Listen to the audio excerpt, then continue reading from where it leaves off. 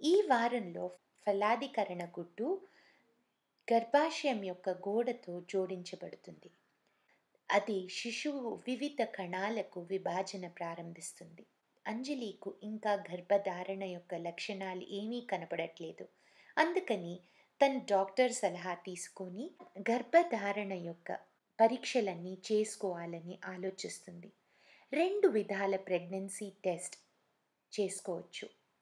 ఒకటి home pregnancy test, అంటే ఇంట్లో చేసుకునే టెస్ట్. ఈ పరీక్ష గర్భిణీ మూత్రంలో హార్మోన్ హెచ్సిజి యొక్క ఉనికిని గుర్తించి గర్భ నిర్ధారిస్తుంది.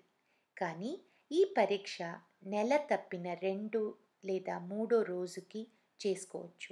రక్త పరీక్షతో కూడా గర్భధారణను నిర్ధారించవచ్చు. ఈ పరీక్ష కూడా హెచ్సిజి హార్మోన్ యొక్క రక్తంలో పరిమాణం గుర్తించి గర్భధారణను నిర్ధారిస్తుంది. గర్భిణీ స్త్రీ యొక్క రోగ నిరోధక శక్తి తక్కువ ఉంటుంది. అందుకని అంజలి ఏమైనా తినే ముందు లేదా తాగే ముందు చాలా జాగ్రత్త పడాలి. ఈ సమయంలో ఏమైనా ఇన్ఫెక్షన్స్ రావడంతో తన ఆరోగ్యం దెబ్బతినవచ్చు. అందుకని అన్ని కూరగాయలను, పళ్ళని కడిగి తను తినాలి. తన వాతావరణాన్ని కూడా శుభ్రంగా ఉంచుకోవాలి. 4వ వారంలో ఏమవుతుందని మనం వచ్చే వారం చూద్దామా?